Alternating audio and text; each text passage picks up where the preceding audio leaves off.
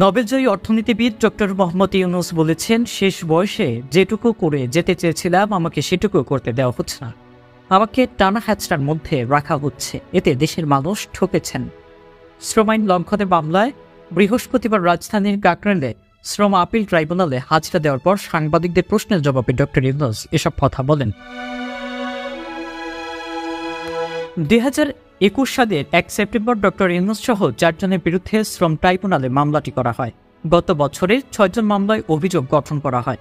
গত বছরের 22 আগস্ট সাক্ষ্য গ্রহণ শুরু হয়, শেষ হয় 9 নভেম্বর। গত বছরের 24 ডিসেম্বর যুক্তিতর্ক শেষ হয়। মামলায় অভিযোগ আনা হয়, শ্রম আইন 2006 ও শ্রম বিধিমালা 2015 অনুযায়ী গ্রামীণ টেলিকমের শ্রমিক ও কর্মচারীর শিক্ষানবিশকাল পার হলেও তাদের নিয়োগ স্থায়ী করা হয়নি। প্রতিষ্ঠানে কর্মরত শ্রমিক বা কর্মচারীদের মজুরি সহ বার্ষিক ছুটি নগদায়ন ও ছুটির বিপরীতে নগদ অর্থ দেওয়া হয়নি।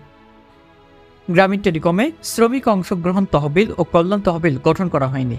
লভ্যাংশের 5% সমপরিমাণ অর্থ শ্রমিক কল্যাণ ফাউন্ডেশন আইন অনুযায়ী গঠিত তহবিলে জমা দেওয়া হয়নি বলে এসব অভিযোগের ভিত্তিতে তাদের 4 জনকে মামলা দেওয়া হয়।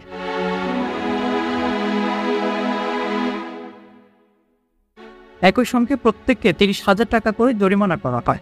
সাজাপ্রাপ্ত অন্য 3 আসামি হলেন গ্রামীণ টেলিকমের সাবেক ব্যবস্থাপনা পরিচালক আশরাফুল হাসান, পরিচালক নূরজাহান বেগম ও শাহজাহান। রায় ঘোষণার পর উচ্চ আদালতে আপিল করার শর্তে ডক্টর ইউনূস সহ 4 জনকে 1 মাসের অন্তর্বর্তীকালীন জামিন দিয়েছিলেন ঢাকার 3য় শ্রম আদালত।